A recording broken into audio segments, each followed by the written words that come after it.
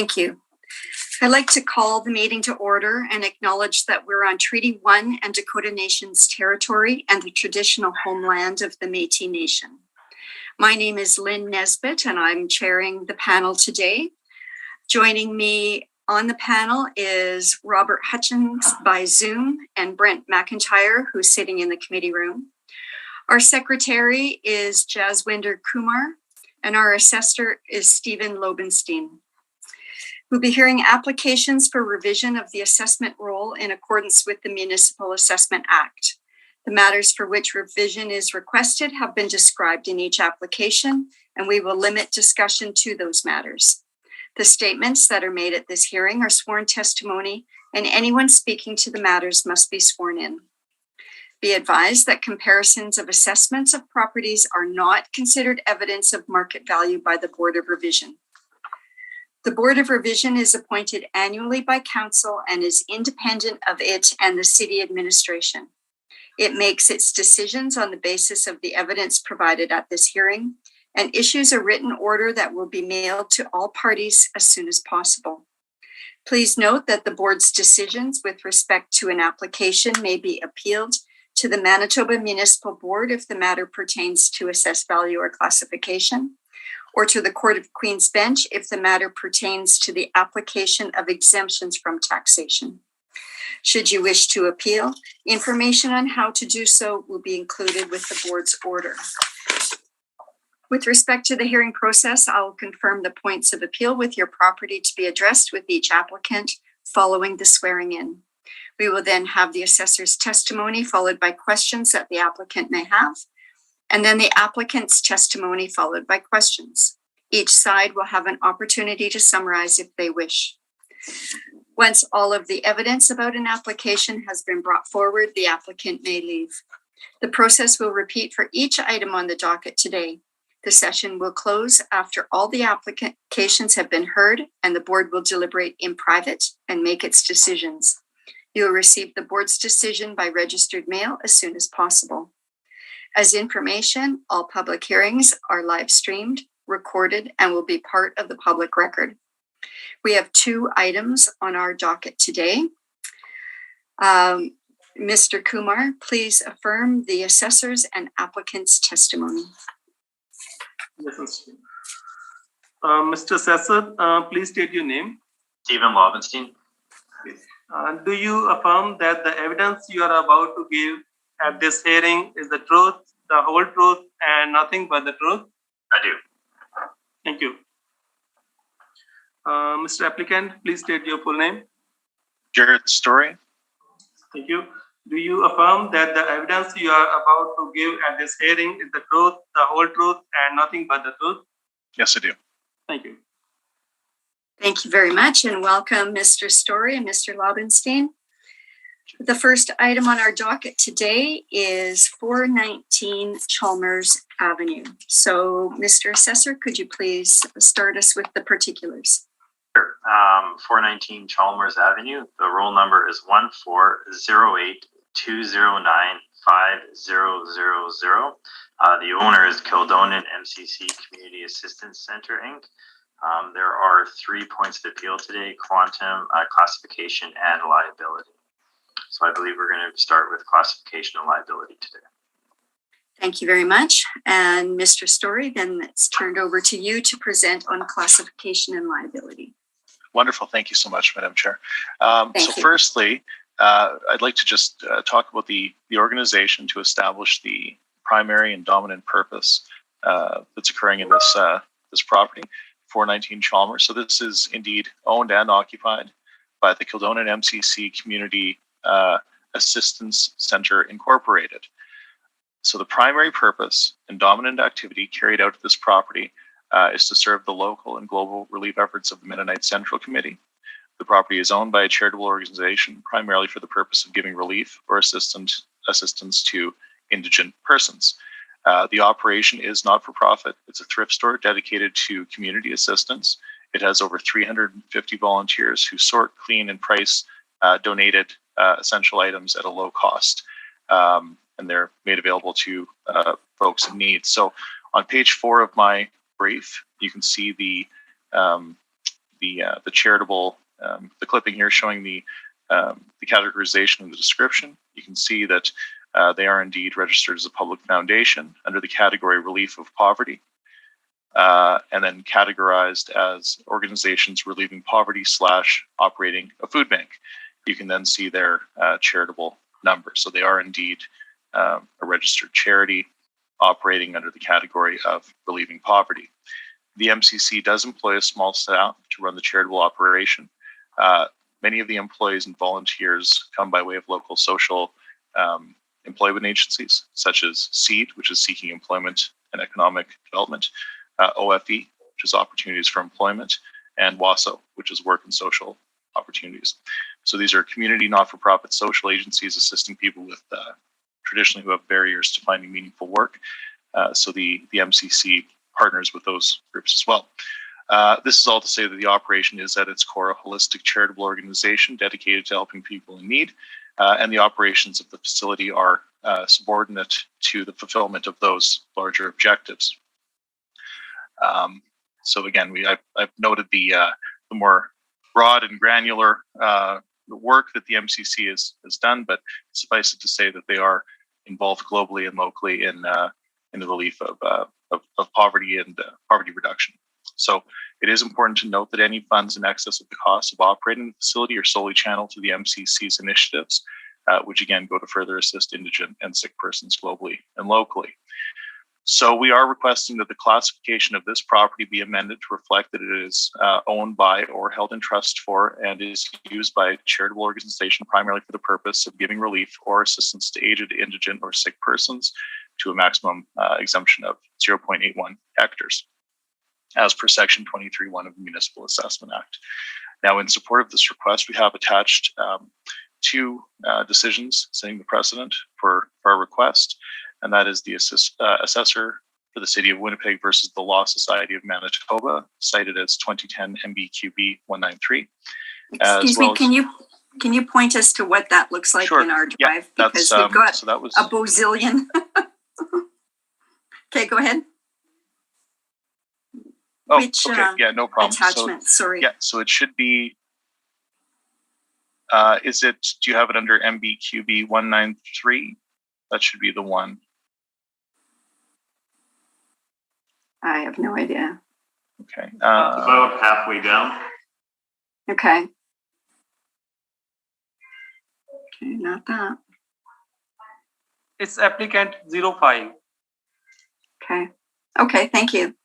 Okay. What Okay, page would we so, be on? just very quickly, I can run you through the summary. Mr. Story, excuse me, what page would we be on? I'm sorry, I haven't located it yet. Okay. Oh, sure. So we're going to start at paragraph 15. And this is the issue of primary purpose. So let me just pull it up on my screen to get the exact page number for you. Okay, so.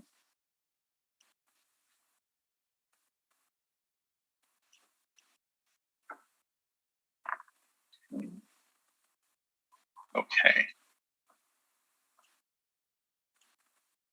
Okay, so this is on paragraph 15, begins on page 7, and this is dealing with the issue of primary purpose.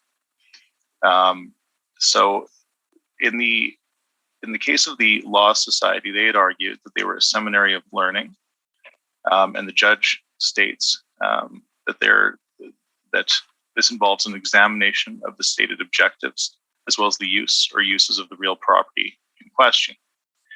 So this is statutory or stated purpose or dominant purpose.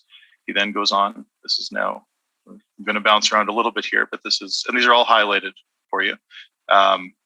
In paragraph 21, which is page 10, he says that the QB judge says that he must recognize that the Law Society performs numerous other educational functions. And he states that the city assessor maintains that although the Law Society fulfills an education component, it exercises many other powers of arguably equal or greater significance to the legal profession, and that its primary purpose cannot possibly be categorized as educational. I disagree in taking the position it does. I'm of the view that the city assessor reasoning, oops, I lost my screen there,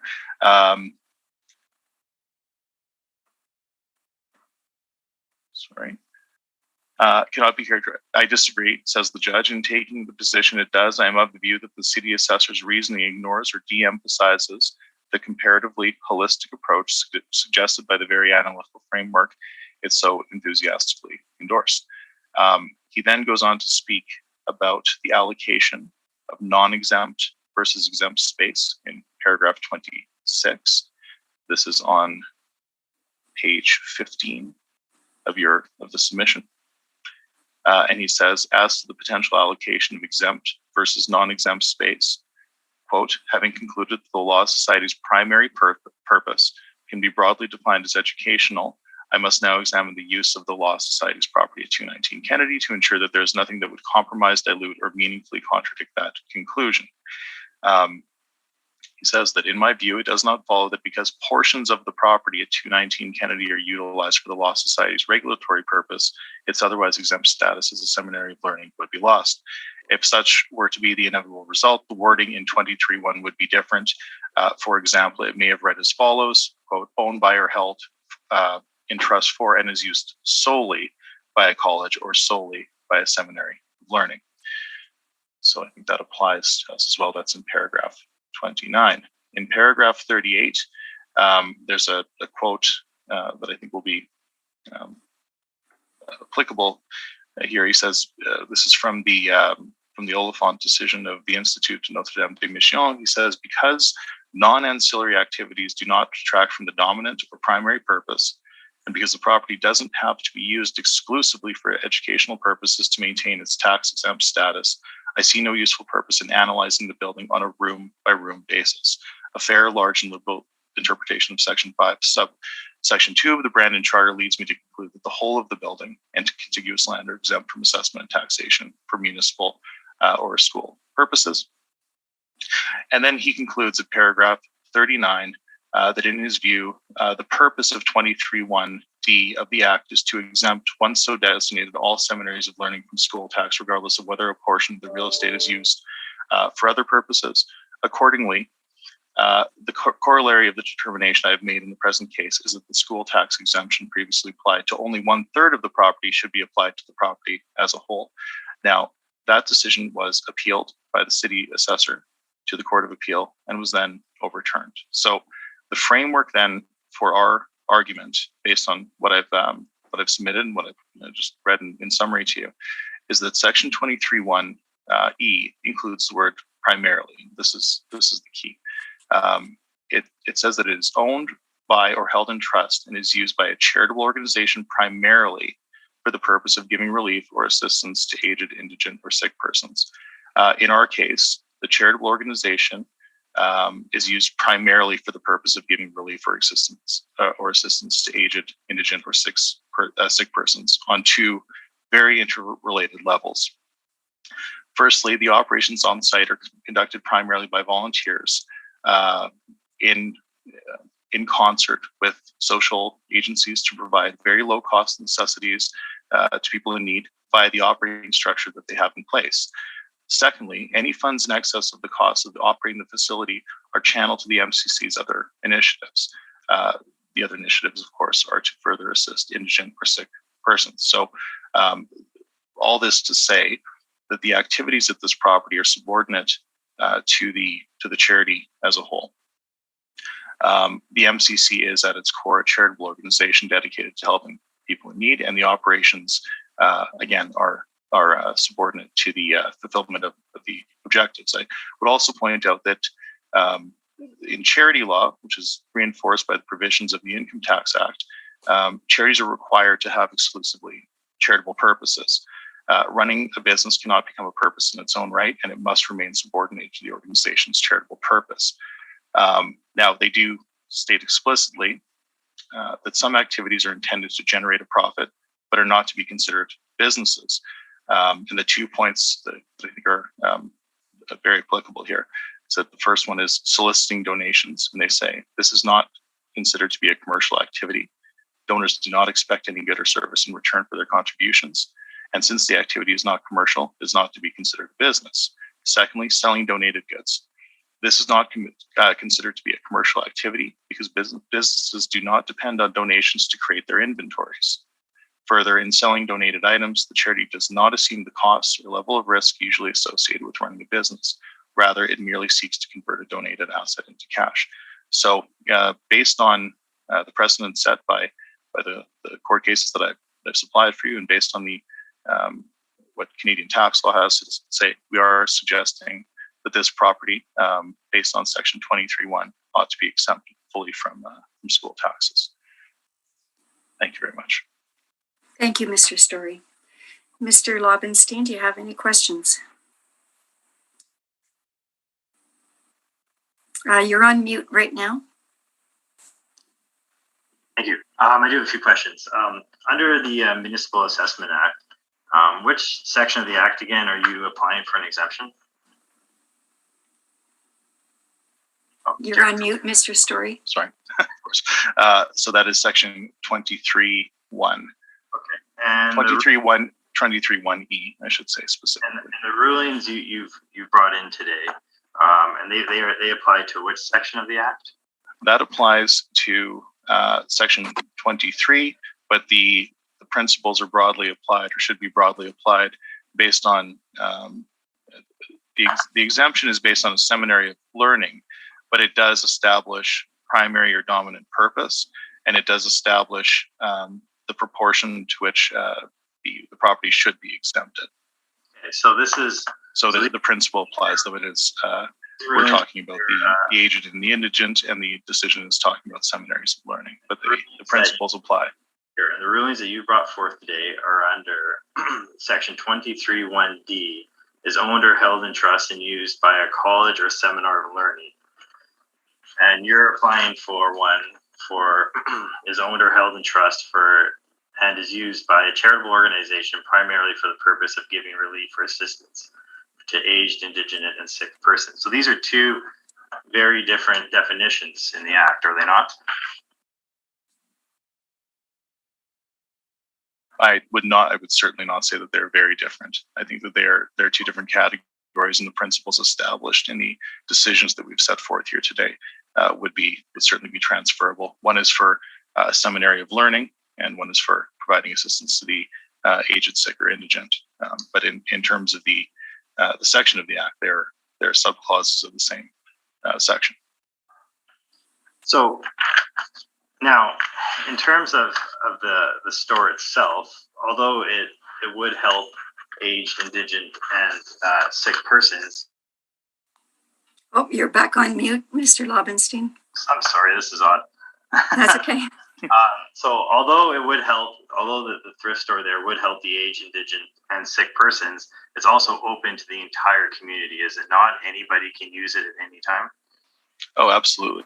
So that's a great point. So the essential items that are sold there are maintained at a certain level. They have not been increased for many years. So the essential items are made available to people in need. But all of that is to be said that the profits or the excess funds that are generated there are channeled into the activities of the MCC as a whole. So the primary purpose is indeed charitable, and the purposes or the activities that go on at 419 Chalmers are subordinate to the charitable endeavors of the larger organization. And so it is completely holistic. And as I've mentioned, there are about 25 staff members, but there are 350 volunteers. And those volunteers and those staff members are sourced typically from social employment agencies. This is a truly holistic charitable organization. Mr. Lobenstein, for some reason, you're back on mute. I don't know. Okay. So yes, they do use those programs, but they don't use those programs to staff all of their employees, do they? They also hire from the larger population as well in Winnipeg, right? Well, for under tax law, for a property to be, for a business or charity to have substantially all of their employees to be 90% is considered substantially all. They have 350 volunteers and 20 to 25 staff. I don't know of how many of those 20 to 25 staff are sourced through WASO, SEED, or OFE, but I don't know that that's relevant. They certainly partner with those organizations to help folks who have substantial barriers to work. So, and the dominant goal of the store is to earn revenue, is it not? The dominant purpose of the store is to provide goods to low-income people at a low cost, and to take the excess funds to support the global and local Not just endeavors of the MCC. People, we've established that anybody can purchase products from there. Sure, but selling or purchasing, basically what they're doing is they're taking donated goods and converting it into cash, which becomes, that cash is then funneled into either the operations of the property or to the larger MCC. It is not an adventure into trade or commerce, to be certain. Right. But yeah, we do know that they make a profit, and yes, it is funneled back into the MCC. I would agree with that.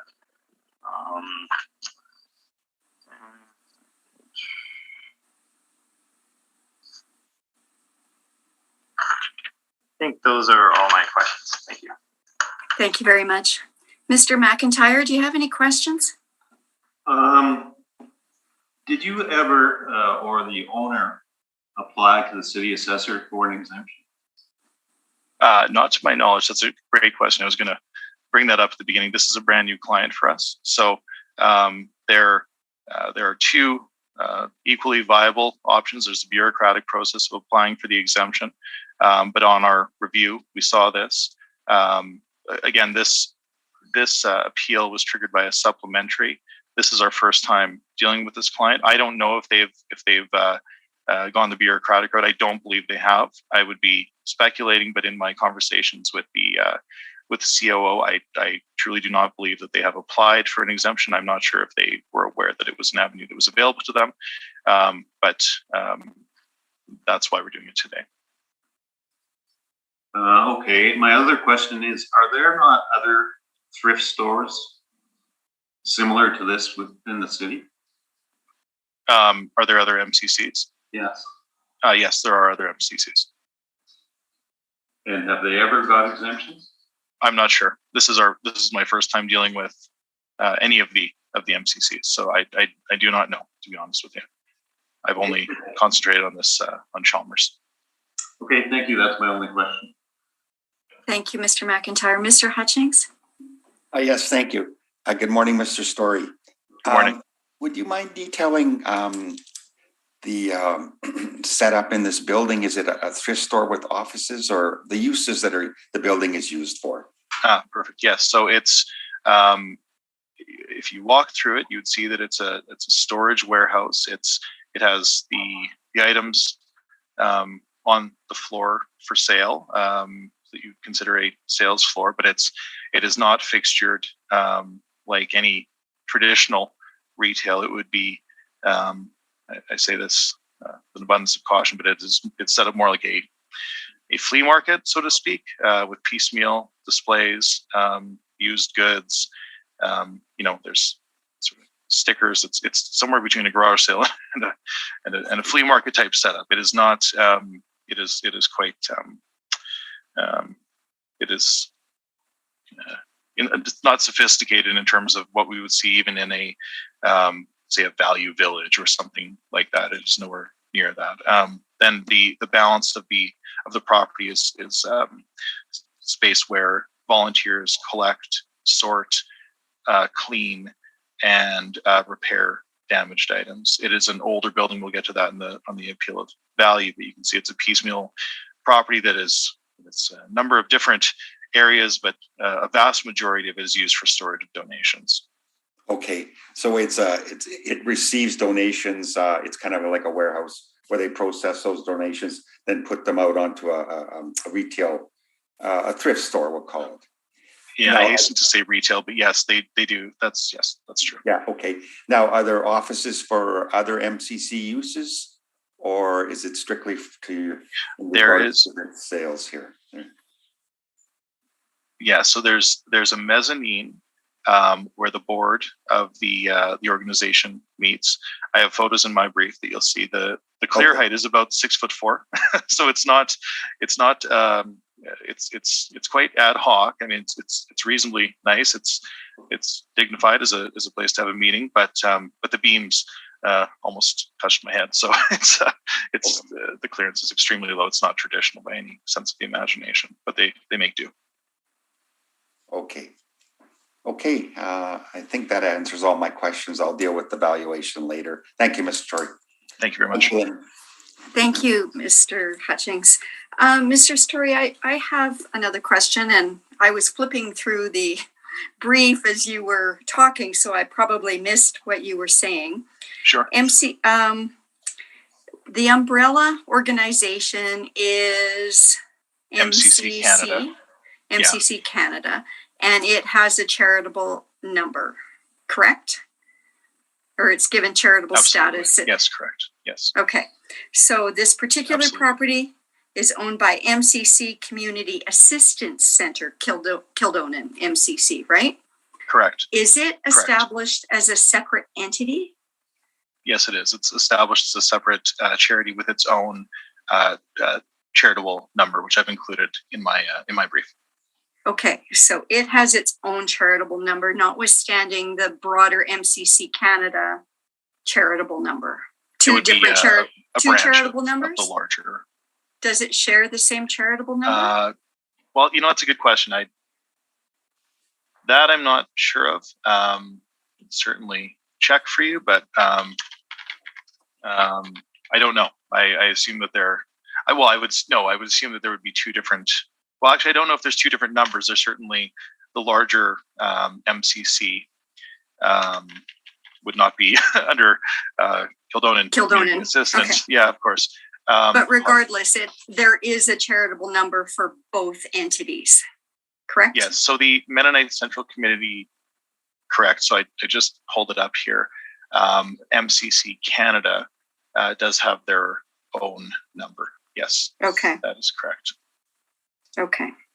And you indicated that all profits, quote unquote profits, revenues generated by MCC Community Assistance Center goes directly to MCC Canada. Everything over and above the operational costs, which they keep low by staffing with 90% plus volunteers. Yes. So there's the operational costs of the property. Obviously, there's property tax, there's maintenance, whatever, business tax, and the general operational costs of the property, and everything over and above that goes to the large organization. That is correct.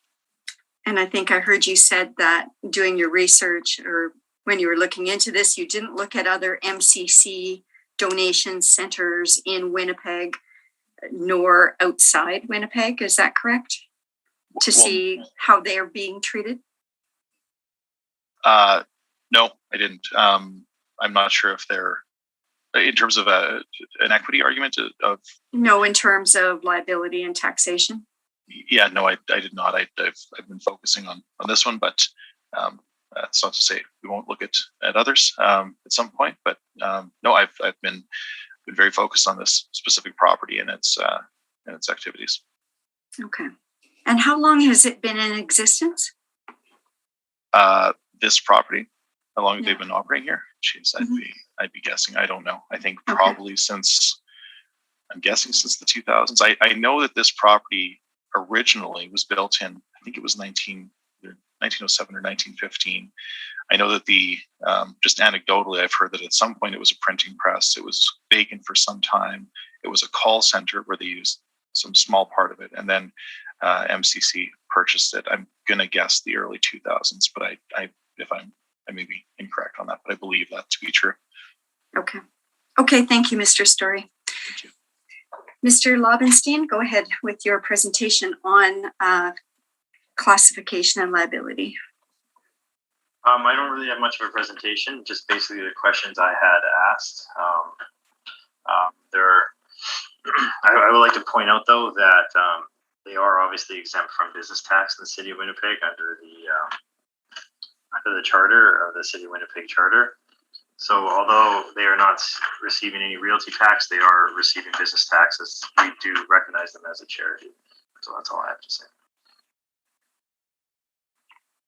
Okay, thank you. Anybody have, Mr. Story, do you have any comment on that or question? No, I think we've said it all on that, side of the argument. Thank you very much. Mr. Hutchings or Mr. McIntyre?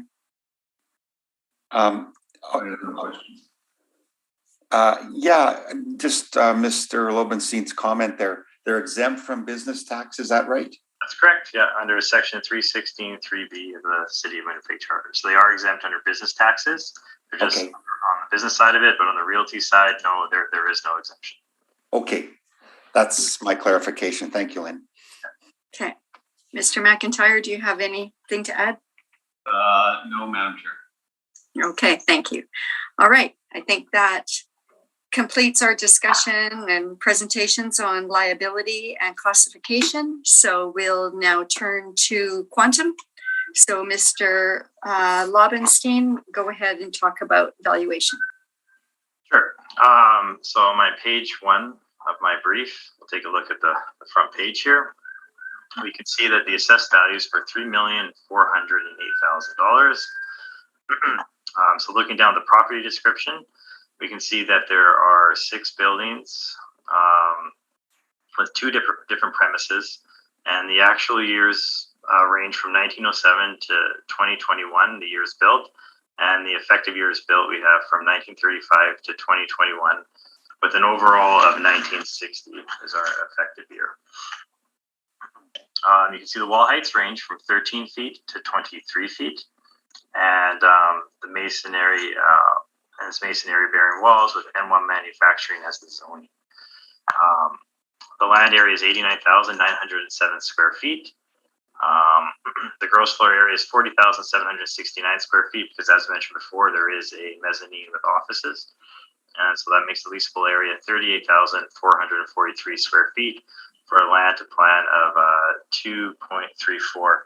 I didn't inspect this building. I inspected it this past week to get an idea of what it looks like.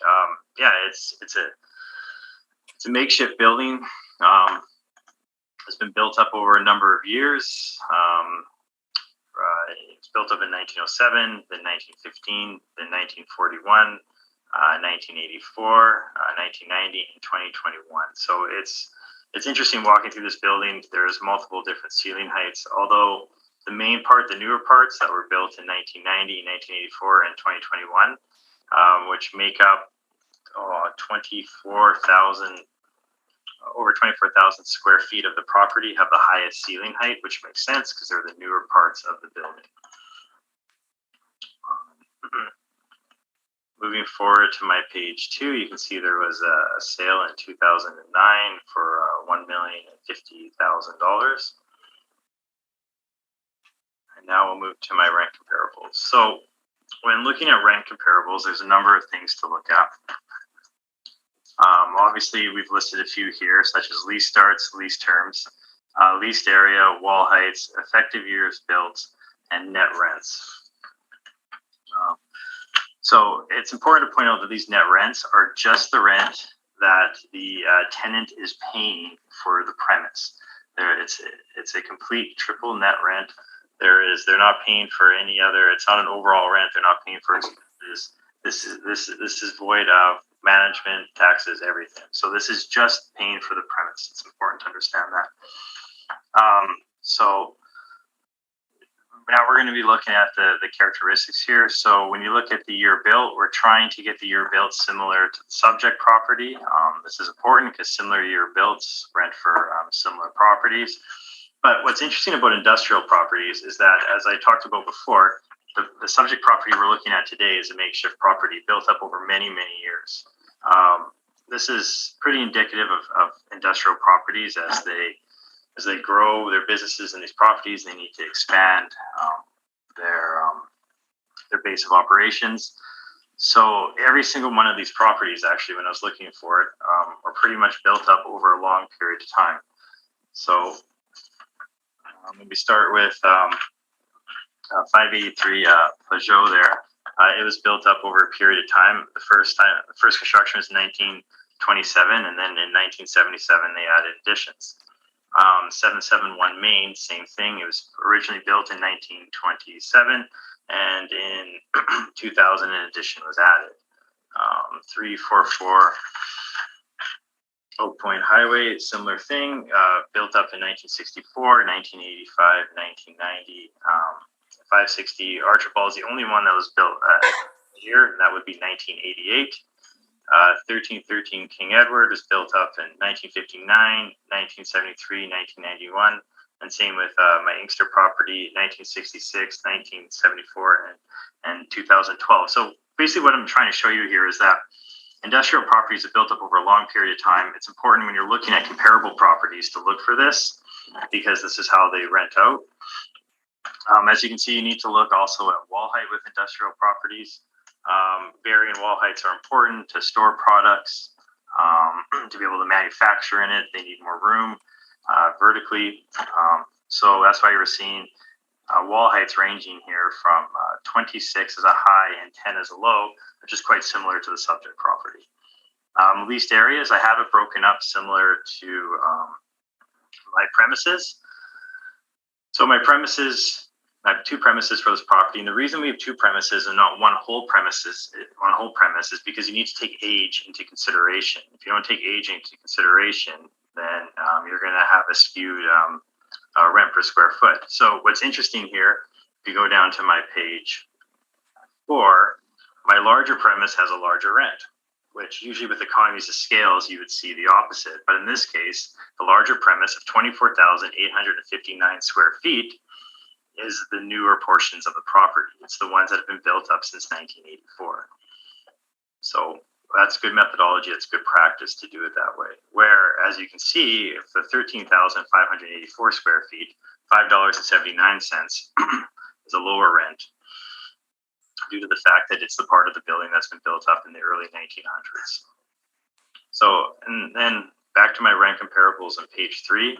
It's also important to look at the lease starts and the terms. The lease terms are pretty typical, ranging from 3 years up to 10 years. That's a fairly typical lease term. And the lease starts are all prior to the reference date, which is what we're looking for. So now working down to my page 4, you can see our income approach. I've already talked about the leased areas, or my leased premises. So we get a total potential rent of $253,410. We're applying a vacancy loss of 2.5%, which is typical in the market in that area. That's what our model is built off. Our model is built off the market. And our expenses is 2%. I'll get into our expenses after and why we are at 2%. And we have an overall capitalization rate of 7%. For our estimated value of $3,408,000. So speaking of expenses, so as I mentioned before, all of our rents, all the comparable rents on my page 5 are net rents. And these net rents, we use these net rents to build our model. So my model rents here are based off of the net rents above. So again, our model is based off the market. And similarly with our expenses, we've looked at the market and we've decided that 2% is fair and equitable for expenses. So going down to my page, place to go here, sorry. Page 18, you can see our non-recoverable expenses here. There's a chart at the bottom that shows 29 different properties within the city of Winnipeg. You can see their range of non-recoverable expenses, net of vacancy and shortfall and so the median total is 1.06%, and we're using 2% as our expenses.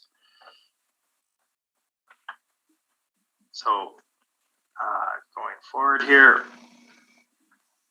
so we can go back up to my page 6. You can see our capitalization rate chart. The industrial one is second from the top.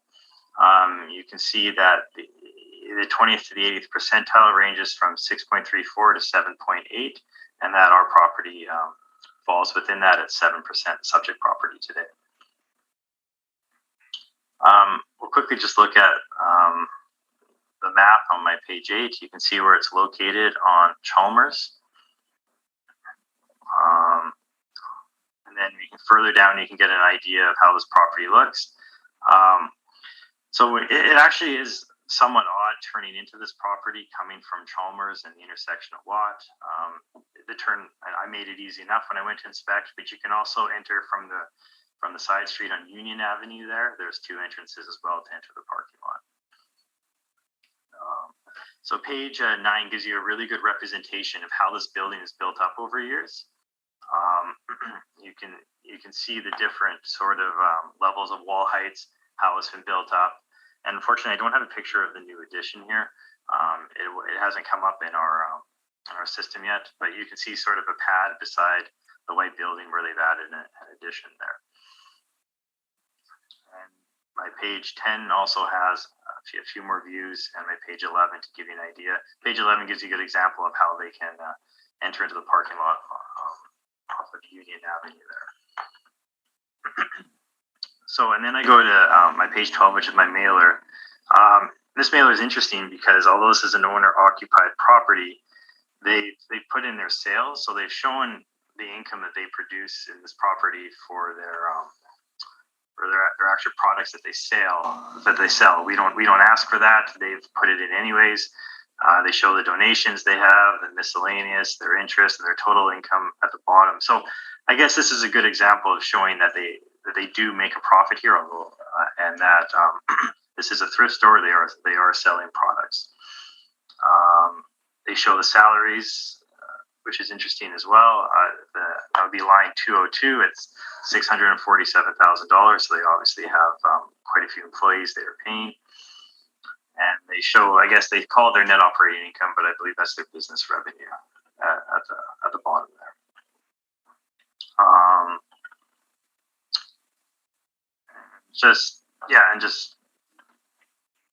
I think that's everything. So I feel that in terms of the quantum, in terms of the value of the property, our model has shown that it's fair and equitable and should be confirmed at $3,408,000. Thank you. Thank you very much. Mr. Story, do you have any questions? I do, thank you. Mr. Lobenstein, you visited this property, you said. Did you visit as a member of the public, or were you able to walk through and see the back areas and sort of the guts of the building? I inspected the whole property. I went there as a city employee, I introduced myself, and I asked for inspection, and was granted one. Okay, perfect. And that was after you had submitted and created this brief. Is that safe to say? That's correct. Yeah. Okay, and after seeing the property, you made no adjustments to your position. You felt that this was. I felt that our position was fair and that our value is representative of this property. Yes. Okay, so on page 1, it says that the number of premises is 2, and you said that it was good practice to include two premises, but it is indeed one premise, and if it were to be leased on the market, it would lease as one building. Is that fair to say? Not necessarily, no. I mean, I think I've shown that with my comparables here that a lot of these buildings don't lease as one whole building, especially when they're sort of piecemeal buildings such as this built up over many years. You can get multiple tenants in them. Okay, but the manner in which this building is currently demised, the present physical asset that we're dealing with is currently demised for one premise, one occupier. That's actually not true either. It's not demised as one. You don't have one large space in there with one office. You have multiple rooms completely broken up, and it's basically based on how the years are built. If you look at my page 9, like I was talking about, you can see the different wall heights, and almost at every single one of those wall heights, there's a demising wall where you have to walk through a door into the next section, walk through another door into the next section. It's not one big open area. I think you're referring to that one tenant is occupying this building, and that is true. But if it was to hit the market, it could be leased out to multiple tenants. And that would come at a substantial cost, would it not? To re-demise this for multiple tenants, you'd have to have multiple entrances, and it does. You can enter from Watt Street, you can enter from Chalmers. There are multiple entrances. I mean the actual doors. There are two doors, right? Okay, so There we are can. doors. Okay. Now, it is zoned M1. Are all of your comps also zoned M1? No, they're not all zoned M1. There's a range. I don't have the exact down of what they are zoned, but no, they're not all zoned M1. Okay. And the land to plan is 2.34. Would you not consider that quite low by today's standards for most users? No, that's pretty typical. I mean, when I'm looking through my King Edward is 2.87, Archibald's 2.56, Inkster's 3.27, Maine is 1.91. I have higher ones at 4.95 for Peugeot. My Saskatchewan one is 5.54, so it falls within the range. Okay. And would you agree with me? Oh. Okay. So you're suggesting that 2.34 is not low for today's industrial standards? 2.34 to 1 land to building in terms of modern site coverage. I mean, it's interesting. I think the M1 zoning even mentions that most of the operations need to take place inside of the property or inside of the building itself, where the exterior can be used for some storage, or the exterior part of the property. So they can't really do any manufacturing, too much storage. Basically, it is just for parking and bringing trucks in and out. So I think that there's more than ample room for that. Okay, so in terms of access and egress, site coverage typically is not related to the ability to manufacture on site, but rather to bring trucks in manufacturing. You bring goods in, you manufacture them, and then you move them out. So the question is about turning radials, availability of parking, and those issues. That's why site coverage is an issue. Is that not fair to say? Certainly more so than on site, on manufacturing on a parking lot, right? Well, if we look, I believe again on my page 9 to where all those parked cars are. So if this was a manufacturing building, as you stated, or a warehouse distribution, those parked cars probably wouldn't be there, and there'd be more than enough turning radius for a truck to get in and out. Okay, and let's go to page 9. That's interesting that you mentioned that. So on actually, let's look at page 8. There's a better view there. So you would agree with me, I would assume that this is a rather irregular parcel, is it not? Yeah, it's definitely because of the area. It seems it's got a triangular type parcel. It's not like in your normal industrial park. Usually, and it's not in a traditional. It's not in a traditional industrial area. Is that fair to say? Union is predominantly residential. I would agree. Yeah. Okay, and that little swath of I don't know how to describe it, but on the bottom part of that of the property line, that is impacting our subject property. Is that not? That's city-owned property. Are you aware of that? It is city-owned property, and it looks like they're utilizing it. Are they not? They're utilizing it. They are, and there's no agreement between the city and the owner to utilize that parking. Is that correct? Not that I know. So they don't have agreement, but they still get to utilize it. Right. Okay, but that utility could be revoked then without an easement. Is that fair to say? If there's no agreement in place, then yeah. So they're not right. So they're not paying for it. So there's no agreement. So they get to utilize it. Yes. And would that be considered a negative to if you were a participant in the market looking at that property? Would that give you some pause? No, because they would not be purchasing that part of the land. They'd be purchasing the structure that we've seen, or the property that we've seen outlined there. Right, but it would affect the utility of that subject property.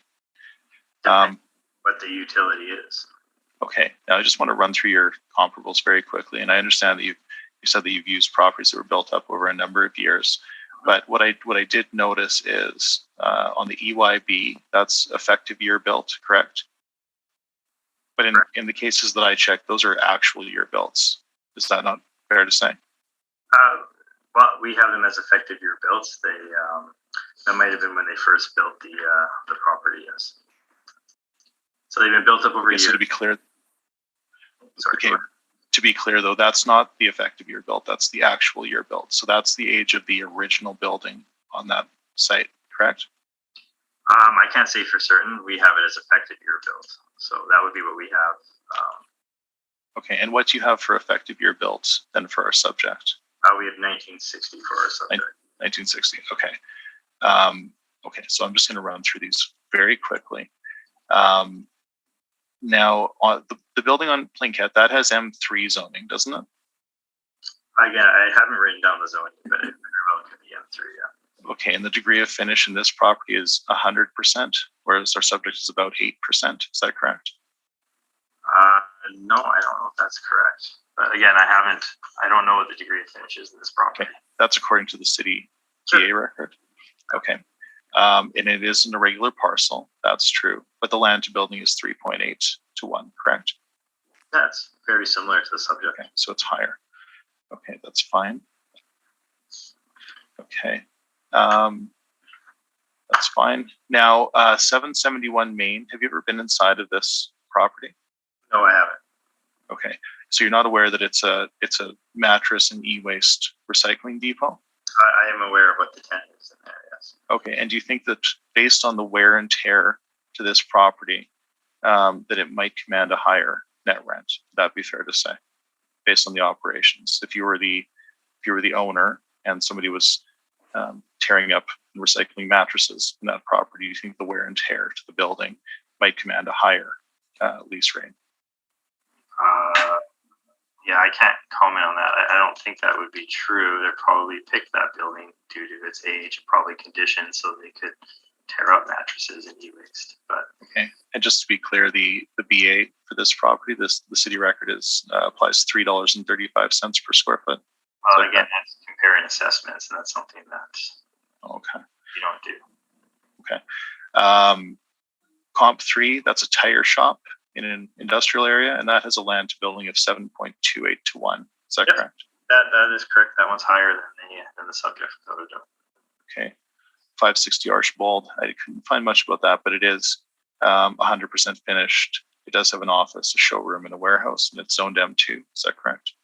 That'd be correct. Yeah. So it's similar to the subject if it's got a warehouse and an office then. Well, okay. I don't say 100% finished for industrial. Like that would mean that it has offices and warehouse portions as well. Right, and ours is finished to about 8%, correct? But it has offices and warehouse portions as well. Well, it doesn't really have an office portion. It has ad hoc. It has little cubbies that have been sort of made. And well, they renovated the mezzanine space. I think you have those in your pictures, so they do right. have. And were you in the mezzanine space? I guess that's one of my other. And you noted the clearance of about 6'4" or so. Well, it's a mezzanine space. It's like an office. They don't need high wall height. It's not like it'd be storing stuff or manufacturing things up there. Right. Okay. Comp number 5 on Sherwin. That's a paint storage and distribution warehouse. Right. Okay. Now, would that be considered high hazard? Would that have different requirements if they're storing flammables? Not to my knowledge, no. Okay. 1313. Just to be clear, though, I've included some rebuttal information just for information's sake. But planning, property, and development does require. There's different requirements for storing and handling flammables. These are all industrial properties. So industrial properties tend to have a use where there could be flammable materials used in them, or there could be chemicals used. So that's not a normal. That's usually a lot of that's usually included in the zoning. Right. Sure, but if a property is high hazard and requires certain fire suppression and other special components, then that may be built into the lease rate. Is that not safe to say that they might command a higher lease rate if it's a special use building? Can't comment on maybe. So I'm not too sure. Okay. Comp 6. Now that property was fully renovated in 2003, and it is owned by a real estate investment trust. Is that correct? And that's, sorry, which comp is comp 3? 1313 King Edward? Comp 6, that's King Edward. Yep. Okay. Yeah. I mean, that one has been somewhat renovated without a doubt. Okay. Comp 7. Now this is a great one because there's a Habitat for Humanity thrift store across the street. I wish we had the comp info for that. But that building was the former Kelsey Sportswear. I know that well, on 1567 Inkster. But that was fully renovated in, I think, 13 or 14, and that's a retail showroom plus sales floor. Is that safe to say? That's a very good comparable for this property then, if it's a retail. So it's functioning very similarly to the subject property then. Have you been inside this building? No, I haven't, but I mean, Okay. it's the utility of the building. So it's interesting that it's an industrial property with 26-foot ceiling heights. Built in 1966. It's just that it's far superior. And if you search the permits, you can see the amount of work that's been done here in recent years. It's makes it vastly superior. Okay, now so I think I've sort of gone through most of these. At 1540 Saskatchewan, that's my client, and I know that that's fully owner occupied. So that is a superior location, and the wall heights and building quality are all superior. But one of the things that piqued my interest was when I mentioned the effective year built versus the actual. The city applies an effective year built to that property of 1986, but you've listed it as 1958. Sorry, did you say that this is fully owner occupied? It is fully owner occupied by West Can Construction. Yes, there was a month-to-month lease from a non-arm's length party for some months. This came up in a previous hearing, but I suppose it hasn't been changed. But I can certainly. I'm gonna have to look into. I appreciate you bringing that to our attention. Perfect. Okay. So just with all that being said, is it safe to say that these properties that you've presented here would be considered superior in terms of utility, in terms of zoning, typically in terms of location? And I'd also like to point out that they're a fair bit smaller than in terms of leasable area to our subject. Would that all be fair to say? Nope, absolutely not. So when looking at these properties, as I said, I'll start with the leased area. I spoke to this too already. I've broken up in terms of premise because that's how our model works. And as I spoke to before, these premises should be broken up in terms of years because it is demised, this building, and could be rented out as such. Second of all, as you can see, when we look at wall height, year built, and even the types of properties they are, how they're all demised as well. They all make very, very good comparables for this subject property. Okay. All right. And in terms of let's just get to your income work up here on page 4. You've applied a 2.5% vacancy loss. Do you have any information in your brief to support the vacancy rate? No, I don't. Okay. The cap rate is not in dispute. I think we've all heard our unique positions on expenses, so we'll leave that to the board. I'm sure their opinions on that, but effectively we're really talking about the lease rate and the and vacancy at this point. So I think those are my questions. Thank you. Thank you, Mr. Story. Mr. McIntyre, do you have any questions?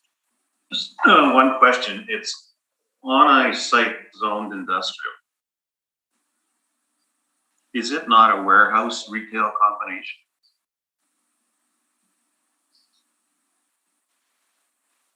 We just have it as a warehouse for light manufacturing and one zoning, so we don't have the combination of retail in here.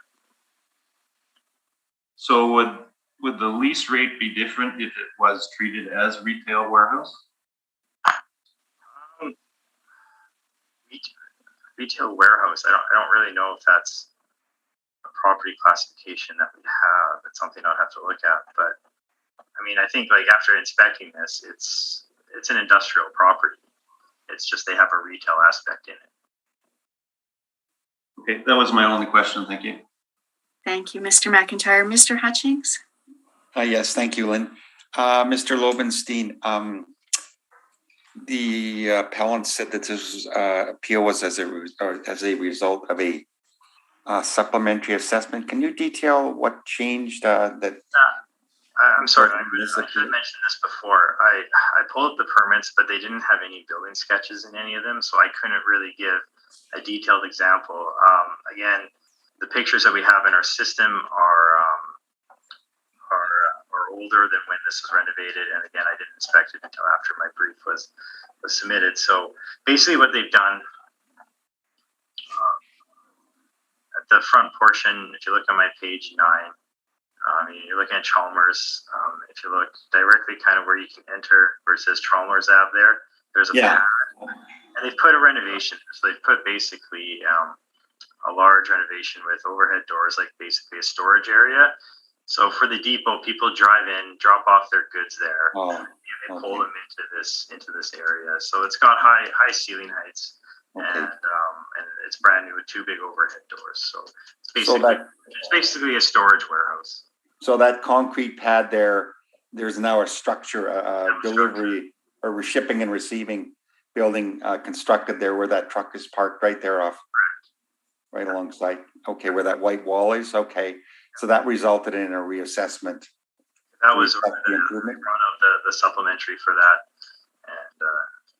And and this was for 2021, resulting in the appeal, right? Correct. Okay. Any idea on the permit cost on that? I know. Again, there was very little information on any of the permit I could find. So. Okay. They didn't have that. So. Okay. And my second question regarding that city-owned land strip to the right of the subject property, where there's some cars parked on it. There's a gravel extension to the parking lot. There is some structures built on there. I guess the city has kind of looked the other way and allowed that. That's my impression. I don't think those are structures that have been built on there. I just think those are maybe sea cans that have been put there for storage. Okay. Yeah. Okay. I don't know much about what's going on. I couldn't find anything about an agreement between the city and the MCC for this property, but they obviously are utilizing it. So. Okay. And you stated that the effective year built is 1960. Is that correct? Yes, we have 1960 for the effective year built. Okay. And I think just to confirm, you said that additions were added in 1990 to 2021, and they take up about 63%, is what I calculated, of the total area of the building. Yep. Okay. So over half of it has been added in the last 20 years. Okay. That would be correct. Yeah. Okay. All right. That's all my questions. Thank you very much. Thank you, Mr. Hutchings. And I have no questions. So, Mr. Story, you can proceed with your presentation now. Okay. Thank you very much. Okay. So the property at 419 Chalmers that we're discussing here, it has been constructed in a piecemeal fashion. If you come to my page 6 of my chief evidence brief, you can see the details. Now, we don't dispute the effective age of 1960, but what I've done is created a chart for you to show the building number and section. And this is basically an easier to read version of the commercial section details as applied by the city of Winnipeg. So I don't believe that these are in dispute, but I've also broken down the percentage of the total gross leasable area by vintage. Now, the new addition, the reason why this supplementary was triggered was a 3,526 square foot storage warehouse. And it was effectively an extension of the outdoor stores that some of the goods that were being stored outside could be stored inside. And it comprises 9.1% of the total gross leasable. The area that was built in 1990 is 15,673, so that's 40.46%. And then there's 5,520 built in 1984, which is 14.25%. So that figure of 60 odd percent, that would be since 1984. So in the last 40 or so years, with the most recent addition comprising 9.1%. The original building was 4,000 square feet and built in 1907. There was an addition of 7,136 square feet, which is comprising 18.42% of the current total GLA in 1915. And then another addition of 2,880 square feet built in 1941. So you can see this building has been built up over in 6 phases. The largest addition would be in 1990. The percentage of property by wall height is also broken out and calculated for you here. Excuse me, Mr. Story. Can I just interrupt? Yes. We seem to have lost Mr. Hutchings. Oh, okay. We'll wait. Maybe we need to get him back online. Sure. Yeah. So we'll just wait a little minute while we deal with that. Doesn't appear to be connected at all. Should we go into recess to give him the opportunity to connect again? I'm sorry, I can't hear you. Can we go for a recess, Madam Chair? Mr. Story, I'm sorry, we're going to have to take a little 5-minute recess. I'm sorry, that's it's right fine. in the middle of your presentation, but Not a we problem. won't forget what you've said, I promise. I'll bookmark it. Okay, Okay, we'll get thanks. back on as quickly as we can. Sorry about that. Thank you. Okay, I'd like to call this meeting back to order and thank you for your patience while we resolve those technical difficulties. And I apologize, Mr. Story, for interrupting your presentation, but you can resume and we're all listening. Sure. Okay. No problem. Thanks very much. So, page 6 of my brief. So we've established the total gross leasable by vintage, just so we're aware of the way that this property has been constructed. And I've also broken out the ceiling heights, or the wall heights, I should say, by percentage. So you get a sense of 13-foot wall heights for 9.36% of the building, 16-foot wall heights for 31%, 17-foot wall heights for 7.44. So the larger, it's roughly half shorter wall heights and half higher wall heights between 21 and 23 feet. As we've established here, the site is irregular in shape, with a total site size as recorded by assessment and taxation of approximately 2.1 acres, with M1 zoning, which is leading to a very low land to building ratio at 2.34 to 1. And we have pointed out part of the subject's parking lot, which is essential to its current use, is located on city-owned land with no formal agreement. Page 7 and 8, you can see property. Now, this is not a typically industrial area. You can see page 8. These are photos that I took of the new addition. It is important to note that in terms of a typical industrial property of this size, it does not have dock loading, but rather this what we'll call grade loading that is specific to the use of receiving donations. Those two very small garage doors are would barely fit a small car through. The larger doors are certainly there, but the other are for the utility of the receiving donations by way of a cart. They are atypical from an industrial use, but that is indeed the addition. Some more photos here. Now, in terms of the issues that we're disputing here, basically the rent is in dispute. So I've included the business assessment role details, and this is where the assessor has called these two premises. Now, again, firstly, we do note that the degree of finished space is approximately 8.14%, or 3,132 square feet of the gross leasable area of 38,443. But the city has, in our opinion, erred in applying two premises to this property. Now, the city has applied a model rate to the first premise, which they're calling Record 1 of $7.03 per square foot. The second premise, which they're calling Record 2, has been applied a model rate of approximately $5.79 per square foot, leading to an overall blended rate across both premises of approximately $6.59. Now, I've included board order A22151. That's a newer board order. It was issued in May of this year. But it does speak to this issue of notionally applying two separate premises. And by doing this, we believe that the model may or may not consider economies of scale when developing a modeled market rent. Obviously, there's no contract rent in place. The property is owner occupied, so the assessment is reliant on the model. However, by applying two premises, we believe that economies of scale may not be considered.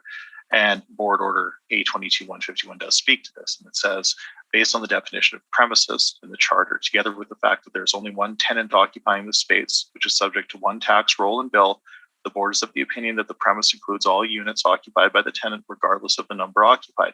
As such, the total leased area of the site should be considered one premise. The order also states, quote, though the assessor did not make any adjustments for the economy of scale or for the location, the board is of the opinion that economy of scale should be a factor. Generally speaking, this would mean that the larger the space, the lower the rent. So we have not treated this property as two premises. We've looked at it as the market would treat it as a single premise as it is in its current use. And we believe that the rent of $6.59 is simply too high. So we looked to the market for older industrial properties. Now, the assessor and myself, we had to go outside of Elmwood. This is in the Chalmers area. There's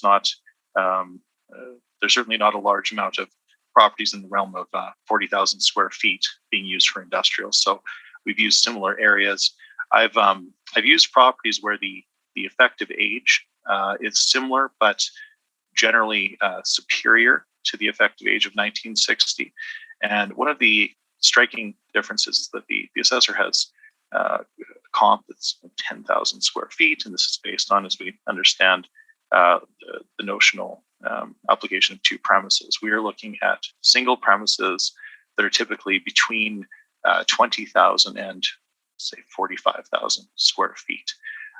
Lease dates run through the reference period. Wall heights are similar, and I've looked for similarly frustrated land to building, which would be sub 3. So all of those are sub 3 land to building, similar to ours, and the zoning is all is superior at in virtually all cases, but one M2 at one that's M3. So taking these net rents together, we come to an average of $5.52 with a median of $5.50. So based on this analysis, we've applied $5.50 per square foot overall.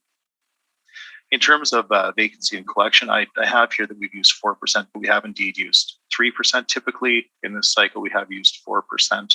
I've used 3%. Now, the overall city average is roughly 3%, but it is pulled down by that 0.23% in the Southwest. When we're using comps in the Northwest, even though we're in the Northeast, the most similar comps that I think the assessor and I have both used are typically in the Northwest. The vacancy is 3.66 in Q4 of 2017, but does not account for collection loss.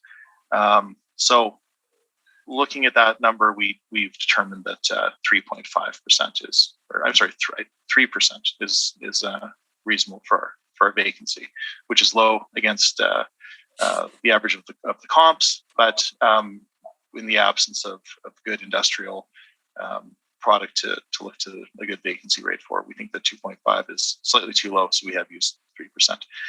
You all know our perspective on the non-recovered expenses, so we do continue to apply an allowance of 7%. Now, that being said, we're not disputing the cap rate of 7%. However, if you're not inclined to apply the cap rate of, or the non-recoverable expenses, it does have the net effect of adjusting our cap rates up by 25 to 35 basis points. So we would ask that the cap rate be adjusted if the non-recoverables are not applied. But for the most part, we are arguing the rental rate. This is based on, I believe, economies of scale would be the issue here, and our longstanding argument regarding the non-recoverables. So with all that said, our valuation, as calculated on page 15, comes to $2,663,000. So we do respectfully submit that the market value of the subject property at the reference date of April 1, 2018 should not exceed $2,663,000. In terms of my appendix, I did note that Elmwood, typically, I would suggest that the rents would likely be lower in Elmwood. It is somewhat frustrated. I've included the Chalmers area here in the crime rate for interest. This is absolutely in the Chalmers neighborhood. And then I have my inspection photos so you can actually see the quality of the interior, and that's starting on page 21. You can see that those walls are touch the ceiling. There's storage everywhere. And there are goods waiting, sorting and cleaning and fixing and pricing and whatnot. It is a modest building, to be certain, and I think that's evident in the photos. So I've included that. The mezzanine space that we both talked about is on page 30. You can see those short walls, and it is utility grade, to be certain.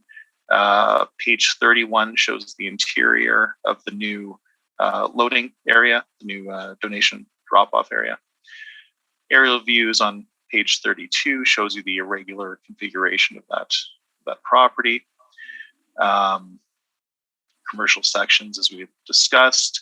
Page 35 does show the effective year built of 1960. I think we've established that now, but I don't think that was anywhere else in the assessor's evidence. So that is here on the City of Winnipeg valuation. And on page 36, we have the registered charity status, as we spoke about earlier. So again, we do respectfully submit the value of the reference date not exceed $2,663,000, and again, the class code be amended to 40S. And that's my presentation. I thank you. Thank you, Mr. Story. Mr. Lobenstein, do you have any questions? And I'll just point out that you're muted. Okay, thanks. I just have a few questions, sure. I gotta get my mouse back down. Here we go. So on your page 12, again, you've referenced another board order. For this board order, what type of building was under appeal? Do you know the type of building that was under appeal for this board order or this municipal board order that you brought up on page 12? I'm sorry, you froze there for a second on my on your page the board 12, order. Yeah, you brought in this municipal board order. Yes. For economies of scale, what type of building was it that was under? That is an office building, but I don't believe that that's the issue. The issue is that the principle is that by applying notional premises, the model may miss economies of scale. So regardless of the asset class, the principle is regarding notional premises and economies of scale. How many years has this building been built up? This office building? Was it built all in 1 year, or is there multiple years over its construction? What's the effective year? I don't know. I don't know what the effective year is of that property. I looked at it. This is just built in 1 year, and that was 1973. So this is not at all similar to the subject property. So where the model would only take this property and look at it for 1973 and apply a rate, you need to also, for our subject property, look at other parameters such as year built. So when premises are rented out, usually newer premises rent out for more, do they not? That's not what this order is discussing. This order is discussing economies of scale and the application of notional premises. It does say, for one particular type of building, an office building, that's very, very different. Are you suggesting that economies of scale apply in different measure, or the principle is different for industrial buildings versus office buildings? The model looks at a premise. Economies of scale is an economic principle. Absolutely. But for appraisal methodology, there's other things to look at as well, such as year built, location, size, wall height for industrial. There are many different things. So what I'm saying is trying to shoehorn this order into this property isn't accurate. No, we're not shoehorning an order. We're saying that there's a principle and a precedent that's established regarding the notional division of premises. Nobody is looking at 419 Chalmers as two premises. And if you looked at it as one premise, the model rent would likely be lower, would it not? But it's not one premise, though. It is one premise. It is in fact one premise. It's on one tax roll with one owner, and that's stated in the order. Moving on to your comparables, you haven't put any street numbers in there, so I wasn't too sure which properties they are. Or any of these properties built up over multiple years? Are you aware?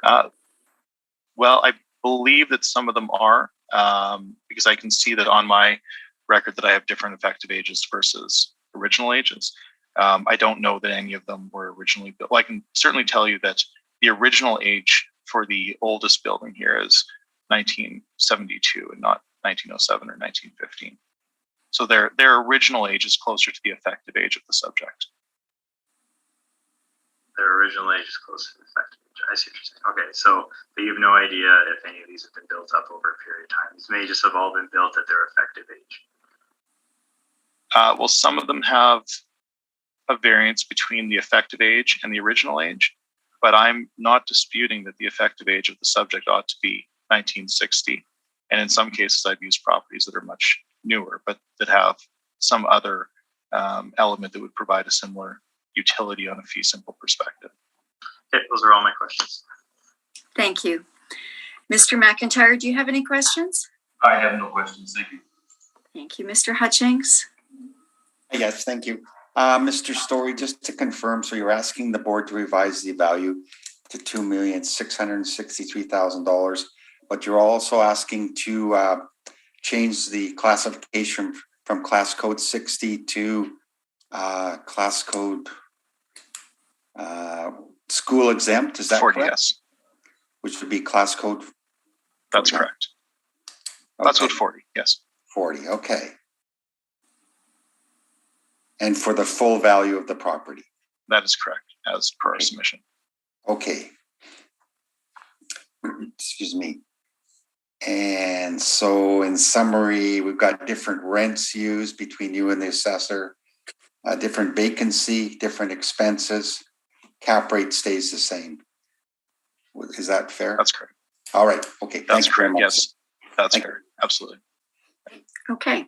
Thank you very much, Mr. Story. I don't have any additional questions. Thank you for your presentation today, and you'll be hearing from us shortly. Wonderful. Thanks, everyone. And thank you, Mr. Lobenstein, for your presentation as well.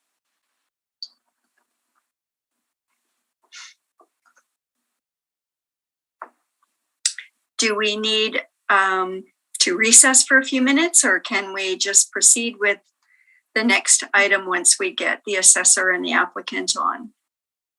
Could I have a break, please? A brief break? Sure.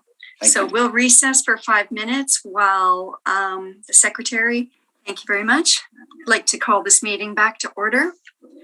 On our, I guess first we'll have the swearing in, but we're going to deal with 399 Stan Bailey Drive. And Mr. Secretary, could you please swear in the applicant and the assessor? Yes. Mr. Assessor, please state your name. You're on mute, Matthew. Sorry about that. Matthew Barocas. Thank you. Do you affirm that the evidence you are about to give at this hearing is the truth, the whole truth, and nothing but the truth? Yes. Thank you. Mr. Applicant, can you please state your name? Rocky Neufeld. Thank you. Do you affirm that the evidence you are about to give at this hearing is the truth, and the whole truth, and nothing but the truth? I do. Thank you. Thank you very much. Welcome, Mr. Barocas and Mr. Neufeld. The issues we're going to be hearing relate to assessed value today. Any other issues we should know about? No? Okay. All right, Mr. Barocas, you can start off then. Thank you. Okay. Thank you. File number 22-65, roll number 0309-161-5400, address 399 Stan Bailey Drive, roll year 2021, reference date April 1st, 2018, classification 20, residential 2, taxable. It's an apartment, 28,563,000 is the assessed value. So 2 buildings, 4 stories. We have a year built, 2020, 126 suites. It's got indoor and outdoor parking. Page 2 shows sale in 2016. It's really low. I would assume it's land. I didn't do any research on this because we're looking at the income approach. Page 3 is our income value summary. You see that it's got 28 one bedroom, 98 two bedroom, and 100 for 126 units total. Average monthly rent per unit, modeled $1,548.18. And you see the work up here, modeled vacancy, model expense ratio, 5% cap rate.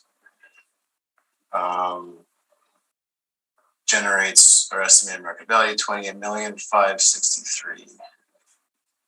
Rent comparables here are on page 4. So pull some rent comparables. I was looking for newer buildings in the south end of the city. So we've got St. Mary's, 2 on Bison Drive and 1 on Hastings. They're all built within 10 years of the subject property. Other than Hastings, they have a higher number of units. Hastings is a 3-story and more residential area. That one's also all 2 bedrooms and 2 2-bedroom units. But St. Mary's and the 2 on Bison Drive, they are comprised of 1 and 2 bedroom units, as the subject property is. So when you look at the average monthly rent per unit, the average monthly rent is on the higher end of the range, but our property at Stan Bailey is the newest property. And when compared to comparables 1, 2, and 4, which I would say are most comparable, it's got the highest percentage of total 2-bedroom units compared to the others. So given the fact that it's the newest, it's got a higher concentration of 2-bedroom units. The 1548.18 makes sense. So no change there. Page 5, this is our capitalization rate chart. Just looking ahead, it looks like the applicant and I, unless anything's changed, have the same cap rate, 5%, so I'm not going to touch on that. 6 is our Municipal Act Exits. You've seen that before. Page 7 shows the occupancy permits for the 2 buildings. You might have to zoom in to see it. Both were granted occupancy on the 24th of February, 2021. We issued the supplementary notice March 1st, 2021. So after they got occupancy. And I also included photographs. A lot of my workup, or my evidence rather, is photographs. So I got photographs of the subject property. That's on, let me pull this up here. Pages 8 to 12 are the subject property. Sorry, I lost my thing here. Page 13 to 22 is comparable 1. And so on. I've got page 23 to 41 is comparable 2. 42 to 40 is comparable 3, and 49 to 52 is comparable number 4. So I included pictures just so you can, because there's no mailer, because it's a new build. So you can see that the interior finishes are similar, just to give you confidence and some more information when you're looking at the rent comparables. So that's my presentation. Thank you. Thank you, Mr. Brokus. Mr. Neufeld, do you have any questions for the assessor? Oh, yes, I do. Thank you. I was looking at these pictures. Did you take any of these pictures yourself? Comparable number 3 on Hastings. I inspected that property at a full. No, the pictures of the subject property. No, that's from the website. The website, okay, because I'm looking at the one on page 19. That was on the website. On page 19. That is for comparable number 1, 2000 St. Mary's. Oh, okay. is that marked somewhere? Because I was just going through these. Yeah. I get it now. Thank you. Sorry about that. No problem. So the subject ones then were pages 8 to 12. Yeah, I saw the toilet paper roll. Page 8 to 12, right? Yes. And then these came from the website, I take it, advertising the property? Yes. Okay. And at the time that the supplemental was issued, effective date of the supplemental, do you know what the occupancy was in the building? The level of occupancy? No, I do not.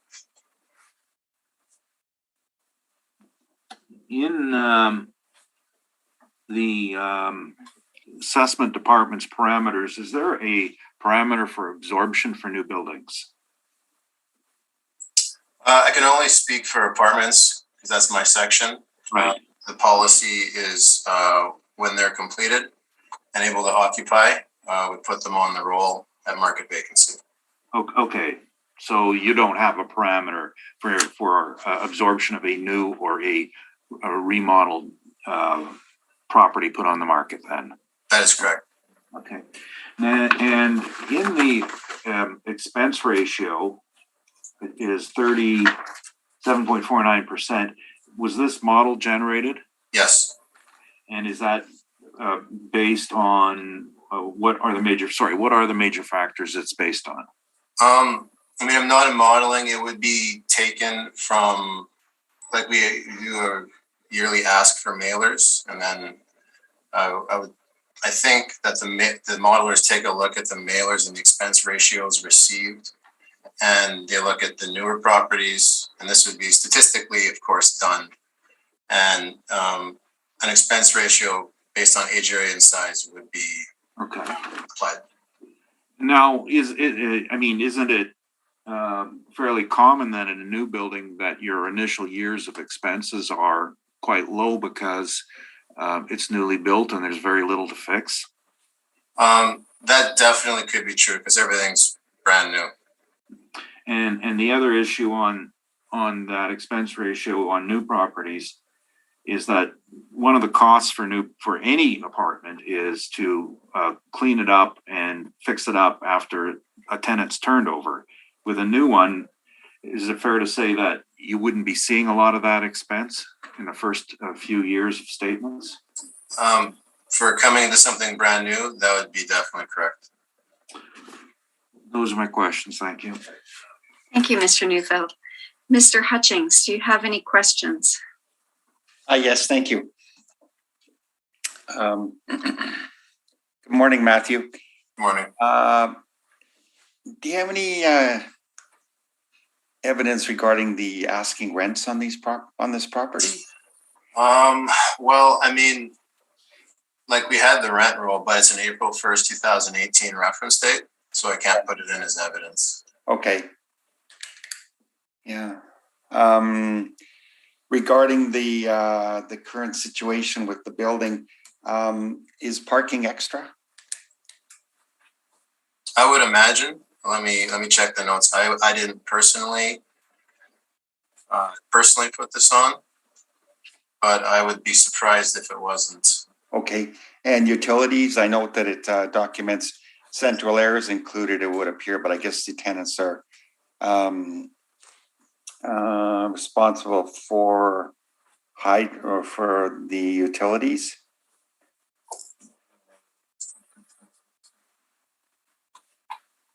If you can give me a minute, I can check the Okay. note to see if the person who put it on or.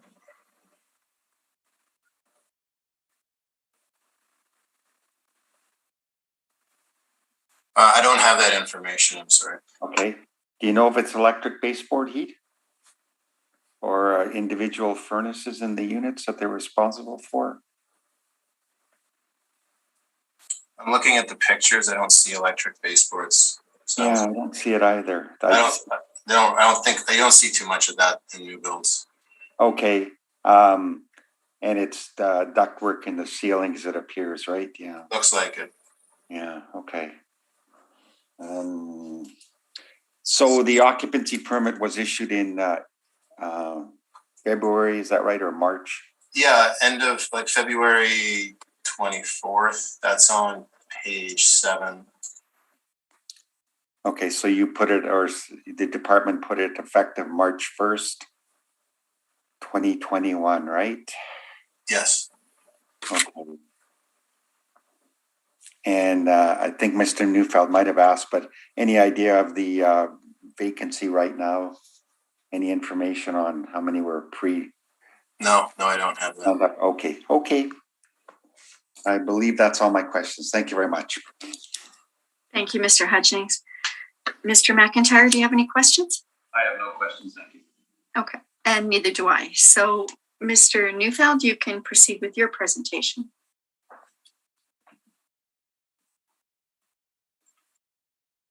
Thank you. I think what the issue here is essentially an absorption time period, and the building was new when it opened after permit. It did not fill up right away. At the end of the calendar year, the vacancy was still at 10%. And that's not a market thing we're bringing forward. That's just a physical issue because new buildings take time to absorb.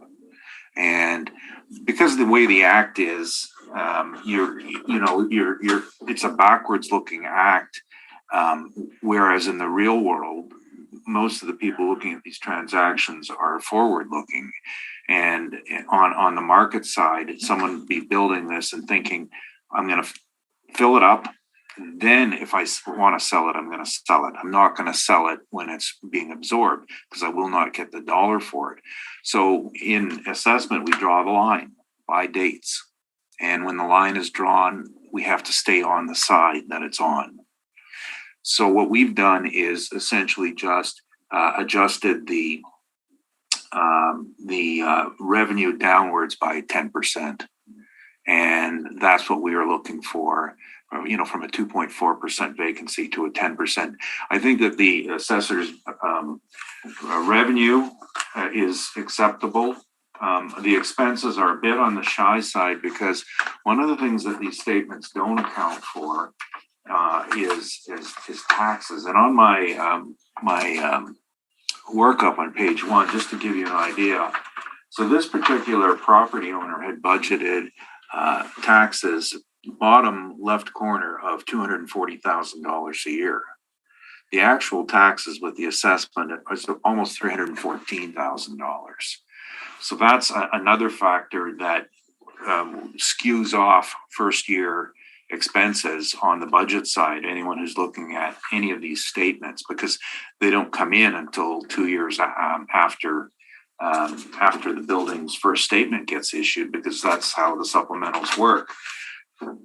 And that's why the assessor has a 37% expense ratio, and we have a 47% expense ratio. And those are really the two issues. And the repairs and maintenance as well. A stabilized first year income and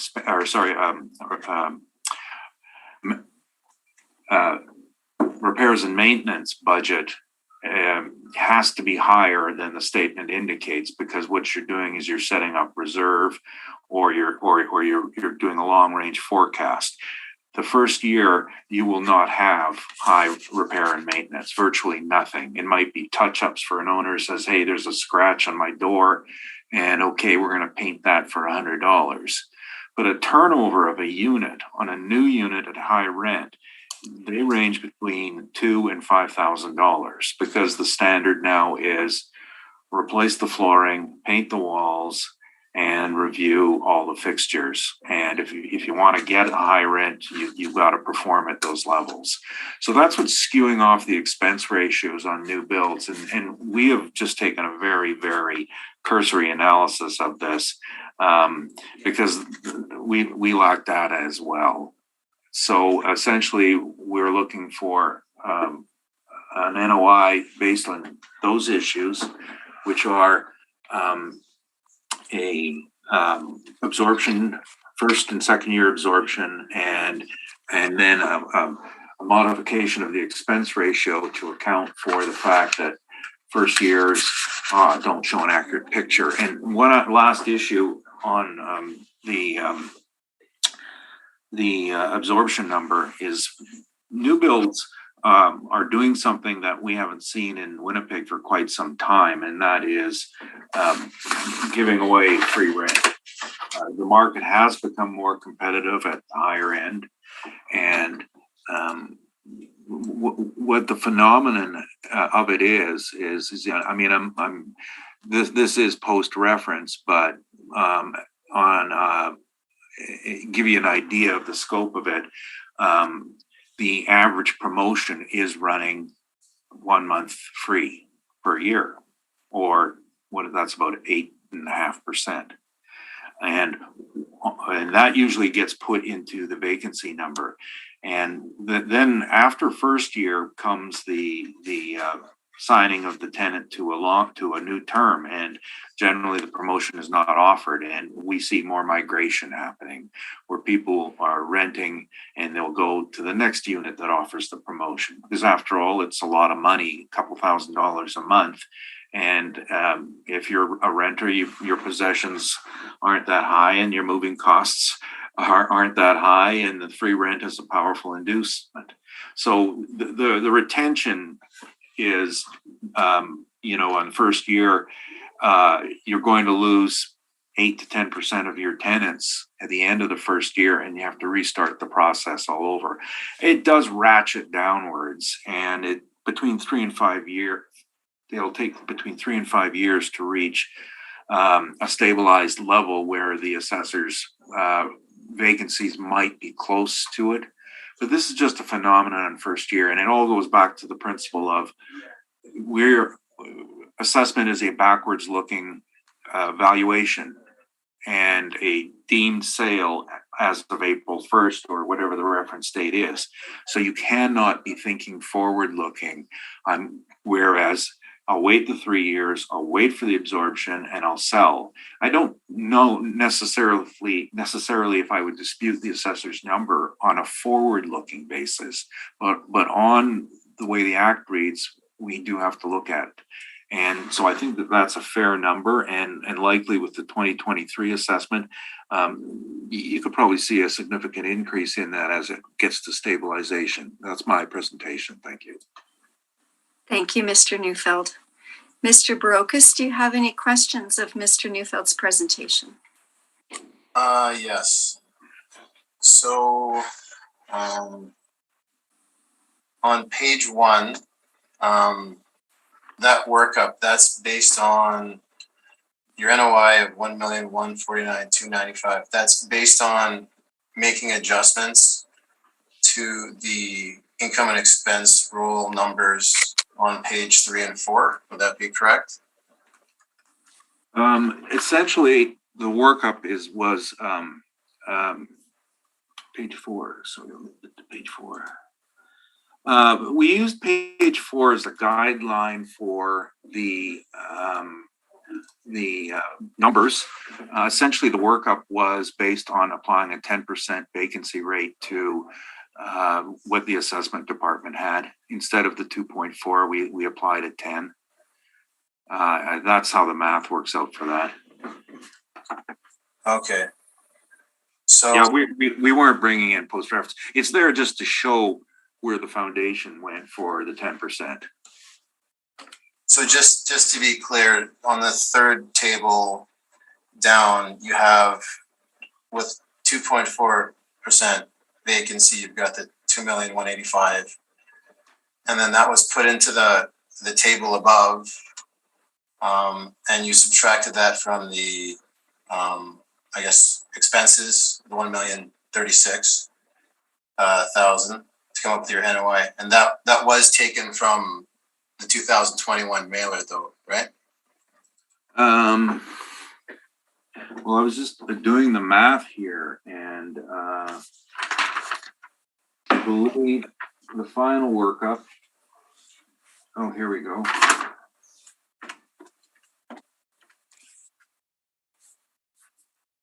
Like making adjustments to it. I was just trying to follow the Yeah. train of thought. The bottom couple of tables are show you the theory behind what we were doing. I think the actual number, I think we were looking at the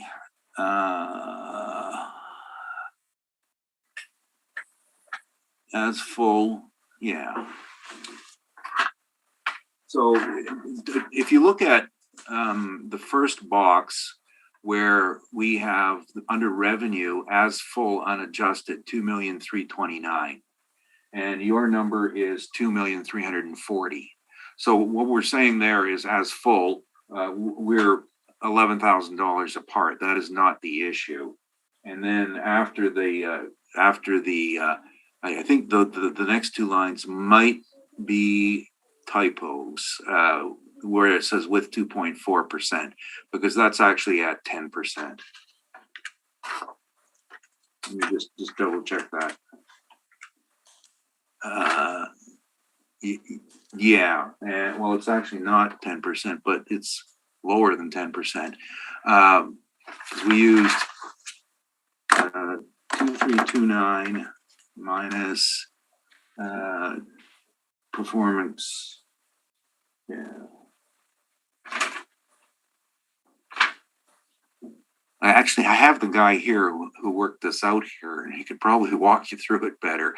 But what we're trying not to use any data that comes from future years, except to establish the method for our approach. And the method is simple. It should be 10% vacancy, not 2.4%. Okay, those are my questions. Thank you, Mr. Brokus. But I respect there might be some adjustments if you went through the numbers yourself, because I can't get the numbers to match, but we're close.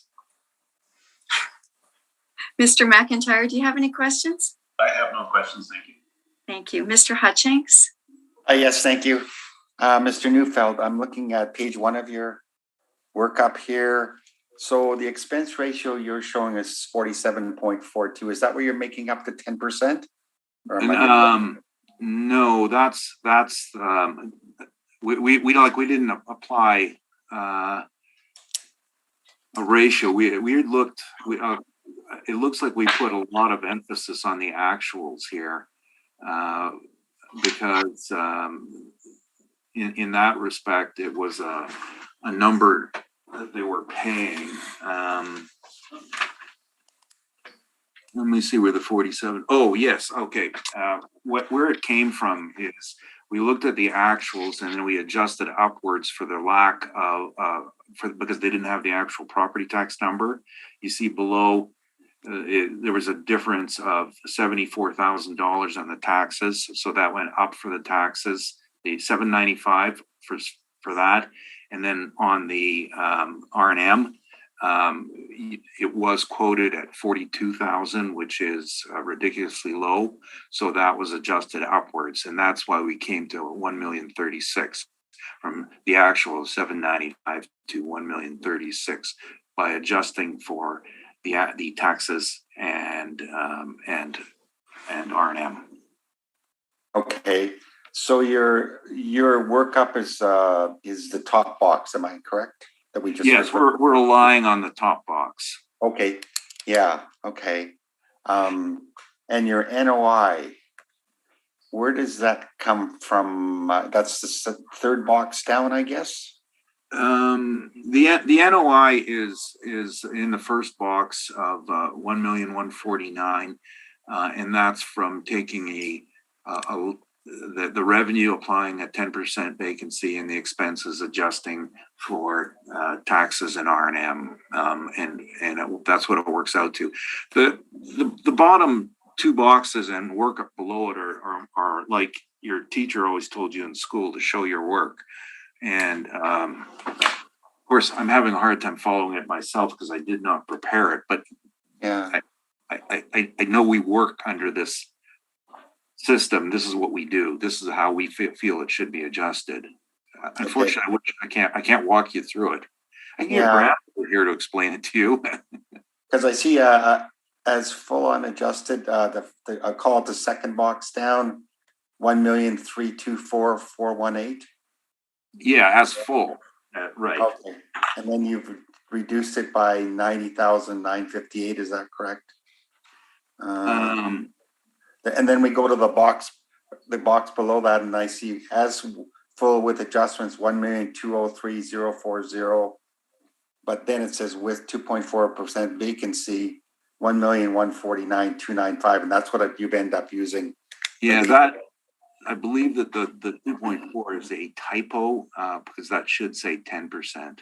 Oh, okay. Yeah, that's what you were referring to before. And that's what I said. Okay. Okay. I guess my last question is, any idea on the asking rents on these properties, on these units? No, I didn't look into it.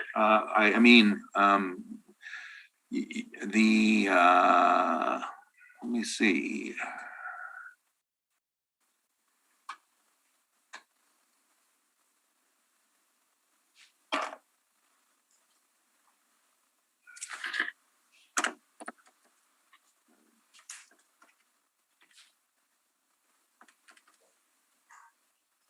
I think we're pretty close to what the assessor had. The average appears to be about $1,500 a month. Okay. And we did do that calculation. It's a current number.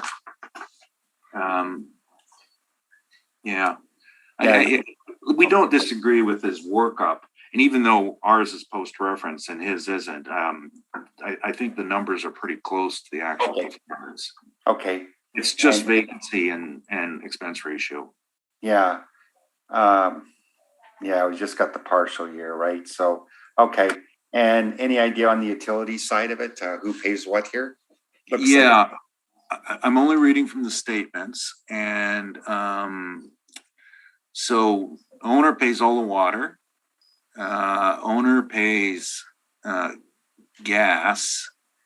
And I believe the hydro is separately metered. Okay. And parking would be additional. Parking is additional, yes. Okay. All right. That's all my questions. Thank you very much. Thanks, Lynn. And thank you very much. And I have no additional questions for Mr. Neufeld. So that concludes the hearing on item number 2.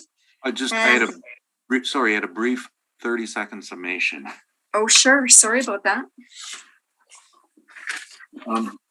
Unless Mr. Baraka said anything to say? I do, but you can go ahead. Okay. No, he brought this up earlier about that we did not challenge the 5%. And the concept of a cap rate is anticipation. It's based, you can't have a low cap rate if there is not an income upside down the road. And if there isn't, then you have to cap higher, because the cap is all about, will I make more money in the future? And not thinking about the act or anything, because this was a decision that's made at time of purchase. So if you're going to purchase this cash flow and you know that down the road it's going to get better, because it will, then you can cap lower. And that's why we didn't challenge it. It is a low rate. It is below what we should expect to see. But on this income, which has been depressed for the first year of 2 years of vacancy, then the cap rate suffers as well. Sorry, that was my last comment. Thank you. Mr. Barocas, you're on mute. Sorry, apologies. So I can appreciate the difficulty with working with new builds and trying to get market data in a short amount of time when the only subject information is post-reference. However, as per the Board of Revision, the panel is constrained to that reference date. So in rendering their decision, I asked the panel only consider the pre-reference date information.